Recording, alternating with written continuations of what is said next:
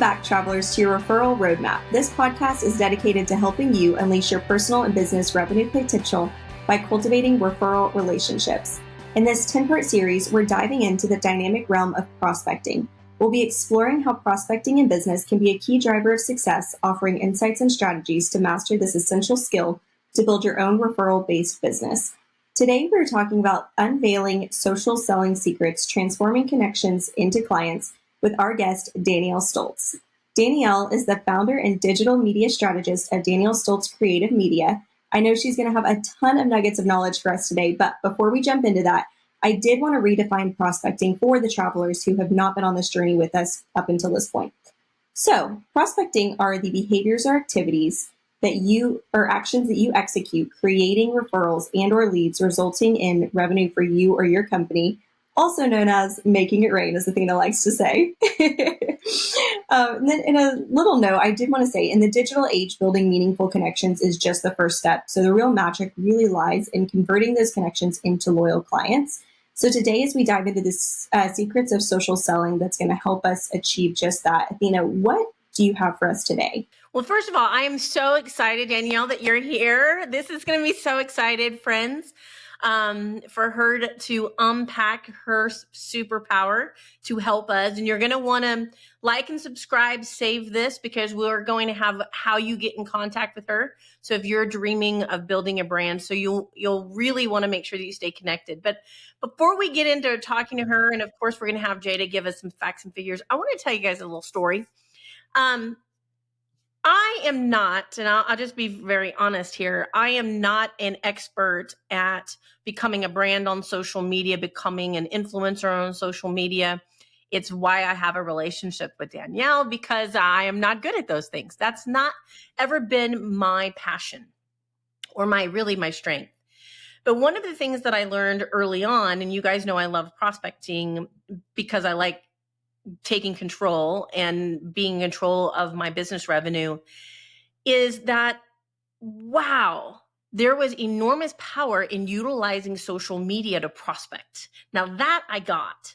And one of the ways I did that, I want to make sure I shared it with you, was when I understood who my target market was. And if you don't know what that is, that's a podcast series before this one. You can also learn on my website. But once I identified my target market, then I went and tried to find them online. Okay, so this is important. So I identified my target market, and then I said, where are they online? So today, the little tidbit of that I want to share with you is I found that in my home building business, my number one referral partner were realtors. Okay, so what I did is I got myself into all of the real estate Facebook groups. Now, what was important here is I knew people and I had built relationships enough to allow them to let me in, even when they were like, no, if you're not an agent, you're not in.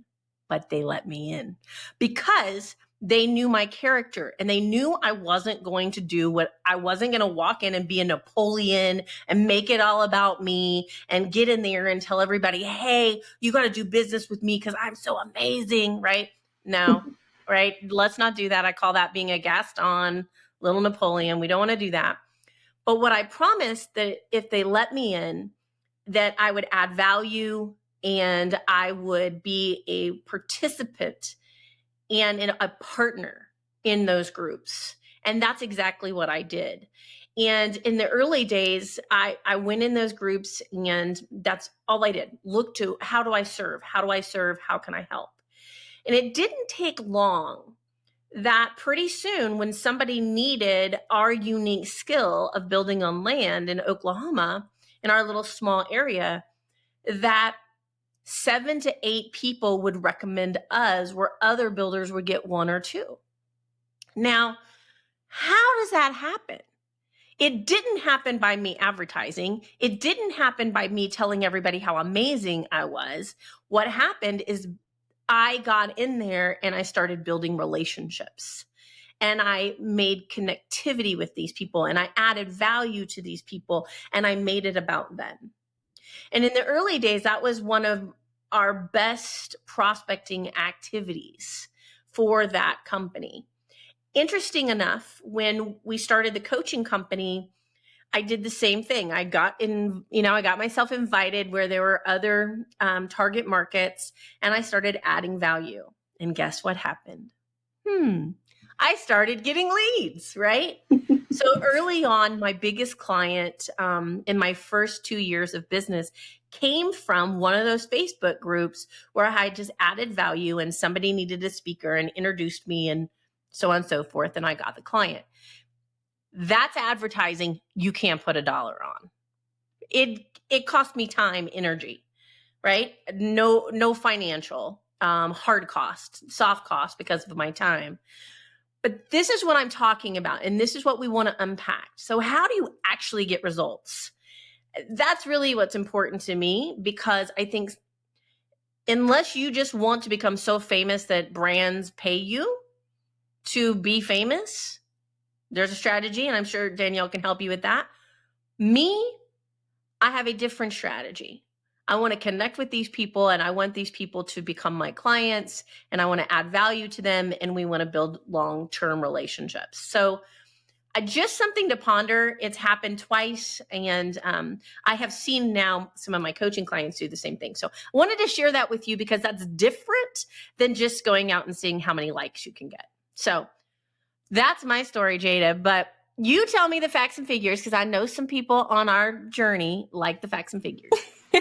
I know we have a couple people like me that, really love that hard data. So I will share a couple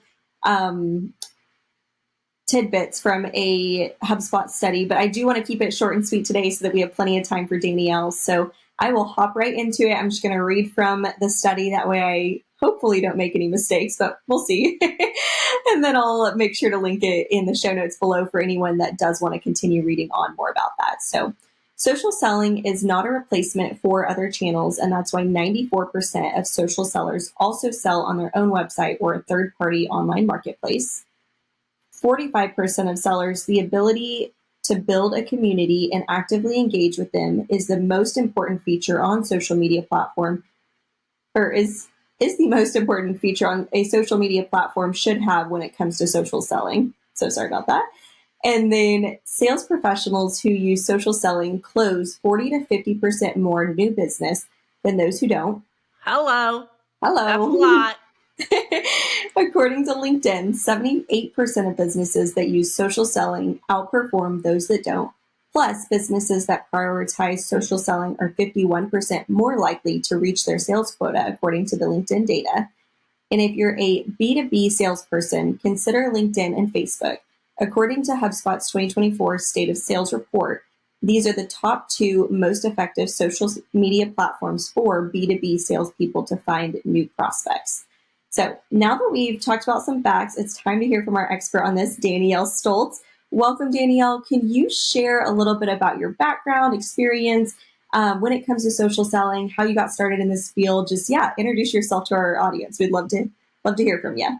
Absolutely. I am so excited to be here. Thank you guys so much for having me.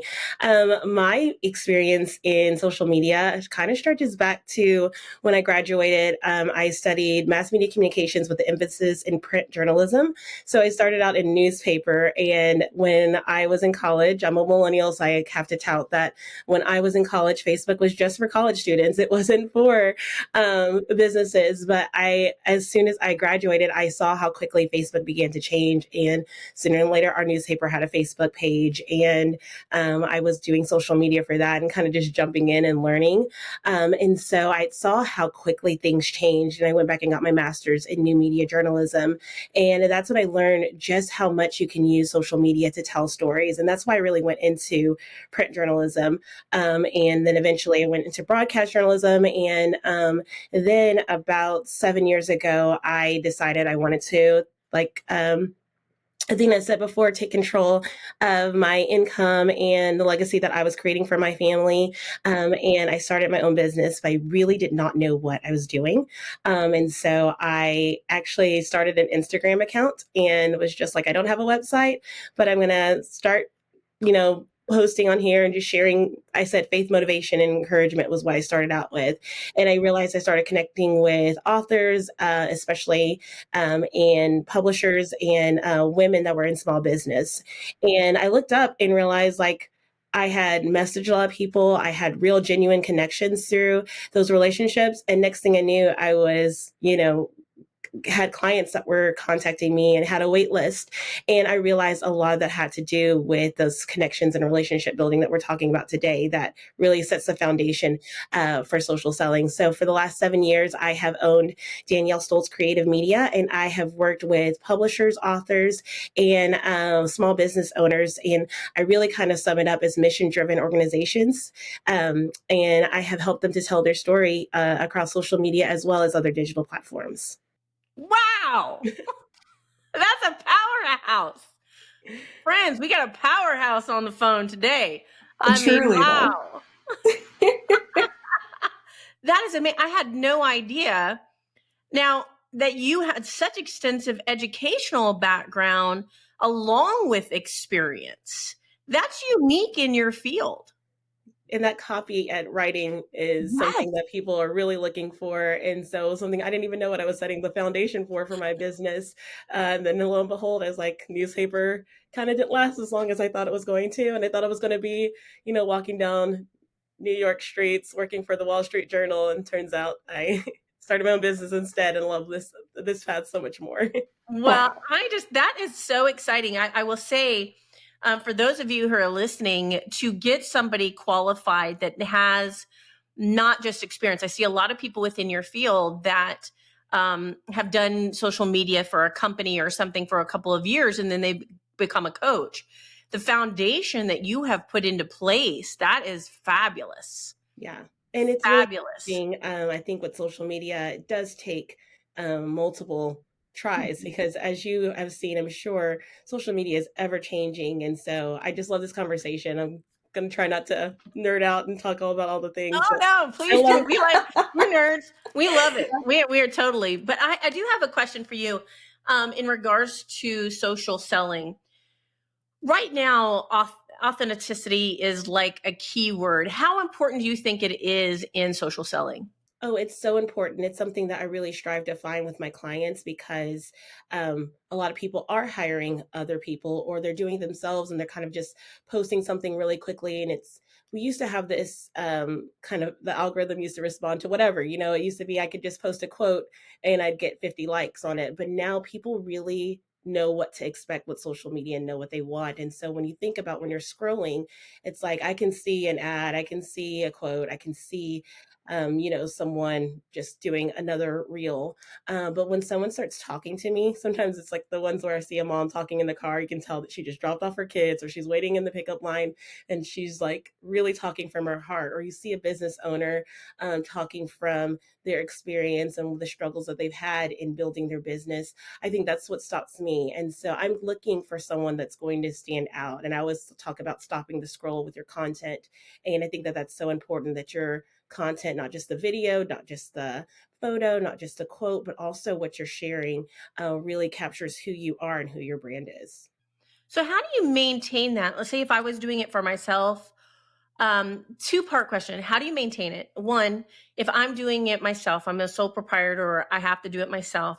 Or in a case like my situation where I hire people to help me do it. How do I make sure, because I failed at this when my first go around, is making sure that they stayed true to my voice. How do you do that? Yeah. Let me speak first to the person that's doing it for Yeah. themselves. I think it's important to not get so caught up in the trends. A lot of times with trending audio, with, I know right now, faceless um, um, posts or reels are really trending. But if that's not who you are, you have to stay true to who you are because the minute you start shifting, you start losing clarity. And I always say that you have Mm. confidence when you have clarity. And I think that it's important when you have a clear vision, a clear mission, that you stay on track with that instead of being like, oh, that's a fun music. It has profanity. It's not really in my brand, but I mean, it's this song that's trending and it's blowing up. So I have to use that reel. And all of a sudden you see yourself veering and you're wondering why you're not getting the true clients and selling like you really want to, or you're getting likes, but are you really getting building your audience and finding your people? And I think that that's so important that you stay clear on who you are, what your mission is, and don't try to veer with trends. And then if you're hiring someone else, if someone else is doing your social, I think it's important that you ask the right questions when you are hiring that person. Ask them what their process is. Ask them, how often we're going to meet. Make sure that you're giving them content. I have had clients that have kind of just been like, you take over it, you do what you think is best, and I'll see you in 6 months, or I'll just, the check's in the mail. And while I've been able to grow their social media, I don't know that I've captured their voice. I don't know if they're wanting to sell their book or sell their product, that they're getting the customer. That's someone that's really reaching out to me, and we're talking about what's working once a month or so, and talking about making sure that we're really on track with the vision that the entire brand and the entire business is going. I think that's really important for you as a business owner, to make sure that you're staying in contact with that person and you're partnering with them to create your social media, as opposed to we've outsourced it and they've got it and they're on it. When you are giving them that content and you are sharing with them your voice and your brand, it's hard for them not to be able to share what's in your heart on the direction that you're going. Great advice. I needed that advice about a year and a half ago. So thank you. I'm glad that I finally am listening to you. So that's excellent. Okay, so now my other topic I wanted to unpack with you a little bit is, right now there's a lot of technology, AI. One thing that I'm hearing from my mentors and people I respect is making sure that we still are relationship focused. So building relationships, right, in social media. Any tips for how do we nurture them, nurture our prospects, nurture our clients, referral partners? How do we use a social media tool to do that in your tips? Definitely. I think that AI has a lot of benefits, especially when you are a solopreneur or someone that's trying to wear a lot of hats. I've used AI to build some social messages and some email messages, but I never take and copy and paste. It's always, let's edit it, and where can I insert my brand? This is a great starting point, but this is not what I'm going to be selling to people. Sometimes you'll see that people will share these messages, and you're like, is that, what are you trying to say? You're giving me, 10 ways to build my business, but have you shared your story at all? Is all of this just information? Is all this facts? And that's something that AI is never going to be able to replace. Ooh, can I stop you for a second? We just had a mic drop moment. What she just said, well, this is your second one. I wasn't going to stop you the first one. This one, I have to stop you. What she just said is, if you're sharing facts and figures without sharing your story, then it's not authentic and relationship building. Jada, we got to write that down. By the way, everybody, that needs to be, we need to quote you on all my platforms, because that's a mic drop moment. Wow. All right, you can continue. That's all I wanted. Go back to relationship selling with social media, because that was, you need to put that on your social, because that was awesome. I definitely will. And I think it's so important, because I think AI is never going to replace your story. It's never going to replace what you have built. And people want to connect with you. They don't want to connect with just the facts and figures. And I think that's why I love this podcast, because you marry both together, because I do need to know that this is actually something that people are using and people are seeing results. But I want to know why, and I want to know how, and I want to hear the story behind it. And that's what's going to make me connect with your brand, as opposed to one of the big brands, or just outsource to someone else. And so I think it's important for you to connect with your audience in a way that's real and authentic. And real and authentic doesn't mean popping in to someone's direct messages and being like, hey, you look like someone that can use my product, here's the link.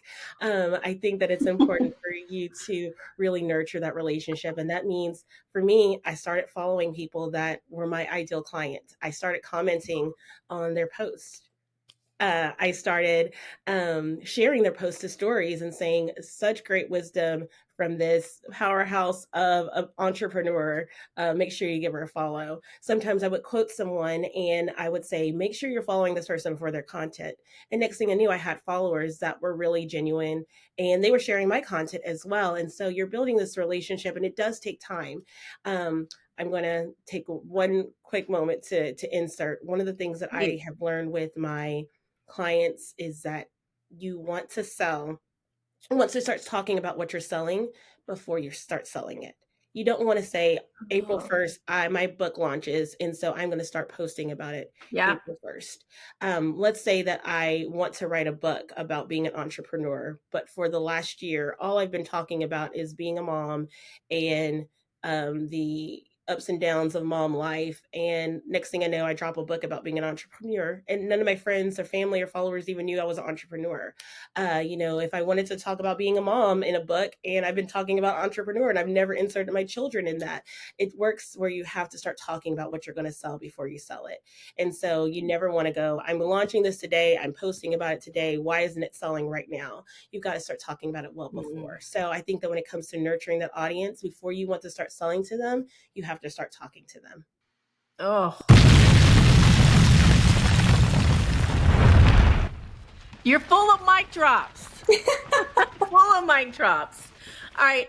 That was awesome. All right. I want another key topic that is being talked about through Google and all other places is personalization is key to making good connections with our prospects, our target market. Incorporate that into social media for us. Yeah, definitely. I think that one of the things I used to do is one of my niches that I had at the start were faith-based authors and publishers. And so when I learned about engagement, I would just comment, "Hallelujah, praise the Lord. That's good." And it was like, that was a great comment, but how does someone come back from that comment? How does someone reply to that comment? They heard it and that's the end of it. And so then I started kind of personalizing it. If I'm commenting on yours, Athena, that's so good. This is something I can definitely apply to my business. And then you can come back and say, I'm so glad that that was helpful for you. We've started a conversation. Or if, someone's offering tips, those are such great tips. I love that the tip that you had about business. I can definitely start doing that now. Or, just something simple where you aren't necessarily starting this long conversation, but something where you are listening and making sure that you're saying that I definitely read this caption. I watched this video in full, and now I can apply that. I think another part of that is when you are cold messaging. Cold messaging is just like cold calling, but can you imagine calling when someone used to call you cold calls and say, "Hey, is the owner of the house home?" And immediately you want to hang up on them. That's not something that you want to do. You want to make sure that you are looking through their Instagram. Do they have a podcast? If they have a podcast or a blog or something, I just read your latest blog, and the way that you shared about content creation was really helpful for me. The way that you talked about being a mom, I can totally relate to that. I would love to connect with you. I have a resource. You don't go in immediately and start saying, "Hey, I have a resource that I think would benefit you." You let them know that you've gotten to know them. And if you haven't gotten to know them just yet, you wait for that sell. Mm. You start building that relationship first. And I think that there's a way for you to do the direct messaging. Especially when you are kind of a bigger business, you're selling quickly. And also maybe if you're doing an ad, sometimes you've got different things that are going on. Doing paid selling is a lot different than organic selling. But if you're talking about truly nurturing and building relationships, I think it takes a little bit of time. It's not bam, bam. It's making sure that they're responding and you're learning from them before you start making that sell. Wow. Again, awesome information. Awesome. Okay, walk us through a successful social selling. And again, we're not talking ads, a social selling campaign that you have helped a client walk through and Yeah, some of the definitely. key factors that help that be successful. Yes. For a while, my niche was specifically authors. And so I have a really Mhm. great um, history with working with authors. And one of Good the to know, things, by the way. Good to yeah, know. yes. One of the good things that I've seen is, again, talking about your book before it's actually ready. Talk about it when it's a pre-order. Talk about it when you're in the writing process. And so I worked with a lady that hired me about a year before her book was supposed to launch. And we shared about her sitting at her laptop at her little retreat space. And she's like, "I'm working on something exciting." And that was her first moment that she was able to start talking about that. And then we started reaching out to people that we wanted to have on the launch team. We didn't just want friends and family or people that were fans, because sometimes people will be on the launch team and just want to read your book early or just want to say that they're on the launch team. But we wanted people that were really going to talk about the book, and we're going to leave book reviews. We're going to be on Goodreads, already had a following. We're going to share that with their reviewers. And so we started talking to them. We didn't start talking about the book. We just started connecting with them, started commenting on their posts, reached out to them and let them know a little bit about who we were, love the books, read this book, and it was really impactful. We started a little early. I don't think you always have to take a year, but I say at least 3 months before you're ready to launch. It's important for you to start building those relationships, because it's going to feel a little bit rushed if a week before you're like, hey, I want to know who you are and I want to tell you about me. And okay, here's my book, right away. So I felt like we were able to do that with probably about 50 Wow. successful book reviewers. And then we were able to then, as we got a little bit closer, let them know where my book is available. I'm not sure if you've seen, but we want to let you know that this book is available. Would love to send you a copy. And we started sending copies. We invested in them. So we saw that they were genuine connections, that this was something that they weren't going to just add to their shelf and then be done with it. But we looked for those people that were really going to connect. And I think we probably were sending about 10 a week over the course of about 6 months. So, I mean, the 50 was great, but it was a lot of connections that we got no shows, we got no responses, but we did get those 50, and that was great. And so it took some investment. But that social selling was a big deal for us, because laying that foundation, those book reviewers and those influencers that did talk about the book, helped to get her to a best-selling Amazon new release in that first week. And that's a big deal. So we had a lot of pre-orders, and we had a lot of people coming in and getting excited about it on that first day.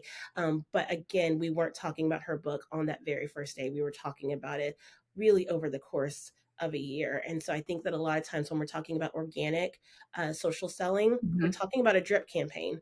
We're talking about, and then it's a slow drip campaign. We're talking about sending an email, and we're talking about putting out social media that the pre-order is available, but we're also talking about your why behind the book and your heart behind the book. Wow. And so I think that when you have a product, a business, a story, that you can share your why, that's so huge, because again, people connect with that authenticity, and they connect with who you are as opposed to just what you're selling. And you're amazing. Amazing. that was fabulous. And I can't wait to talk to you. I'm going to ask you a question that's kind of off script, if you don't mind. Okay. And really, I like to do, Jada and I like to do these podcasts organically. So they're conversations, like we're all having coffee or tea. Yeah. And so as a person who has a publisher ready to go, and I'm going to hopefully in the next year finally publish the book, and somebody trying to be a brand, let me ask you, one of the things I see when I look in social media and I fight, and Jada and my team know this, I see these people, and they buy ads, and they buy so many ads that you're just inundated with them. And I see that. And of course, I think, oh, I need to be doing that. I have to go do that to become what I need to become, and, who I feel God has asked me to become in my life, right? But then I hear mentors that say, no, don't do that. You have to do it organically to sustain it. And you have to build the foundation to sustain it. You can do that once you build the social presence and foundation. But it is hard to watch them come and it looks like they're famous, right? Yeah. And then sit over here and do what mentors are telling me, mentors who are self-made billionaires, telling me, no, that's not really the way you do it if you want it long term. Your thoughts on that? I agree completely. I think that organic and paid do work hand in hand. Okay. But I do see that there is an influx of influencers or coaches, a lot of people that are selling, and you see those sponsored posts all the time. And some of them do it really well. And so if you have a really strong ad and I mean, there's a couple that they've got something, they've got a lead magnet that really works, and they've got a funnel that leads me to their product, and maybe they're selling big time. But I do feel like if you're building something long term, it does make sense to have that organic foundation, where you are having what I call raving fans. Like, you want people that are always excited about your content. I know if I post anything, I've got a group of people, whether they're my besties or they're people that I have connected with on Instagram, that are going to support and be excited about it. So whether I'm pouring in $100 or $1,000 or I have nothing, I know I'm going to get follows. I know I'm going to get subscriptions. I know, I have people that I can sell to. And so I think that that is important, because we did have a long time on Instagram where you saw people that had 10,000 followers, and you saw that felt like they just were really growing. And then sometimes you look at people that have all these followers and then they have like 6 likes. And so it's important to think, is this really a long-term customer, or is this someone that just wanted something free because I was running an ad and they clicked on it? Do I have a true follower that's going to like stick with this, that I can sell 5 years from now? Or is this someone that I'm going to end up having to stop this Instagram and start a new one because I've only got people that just responded to an ad that I ran for 2 years? And I think that that's just important, that you are thinking, what is my long-term goal? And am I just trying to sell this really quick? Am I trying to get people to buy this course? Or am I really trying to get a long-term community? And I think that it's just all about your goals. I love it. Thank you. I needed to hear that personally too, because I get really frustrated, but just because I'm competitive. Yes. But competitive when it isn't fueled by the right goal is not healthy and not productive. So social media is not good for competitive people, because you're like, I see my numbers in my face every time I open up my Instagram. Cool. I know. Cool. But I'm like, okay, stay focused to the real goal. Stay focused to the real goal.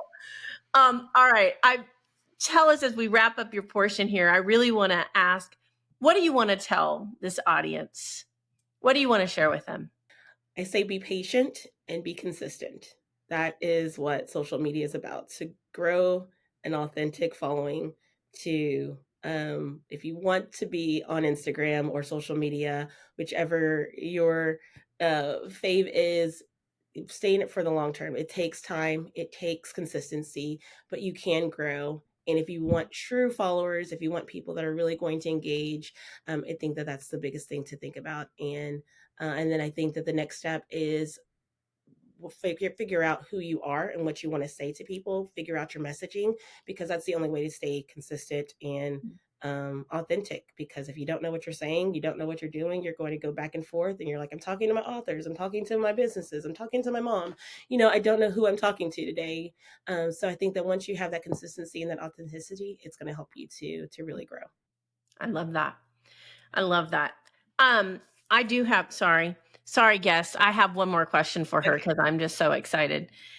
And again, this is more personal. Do you think a brand can have 3 different,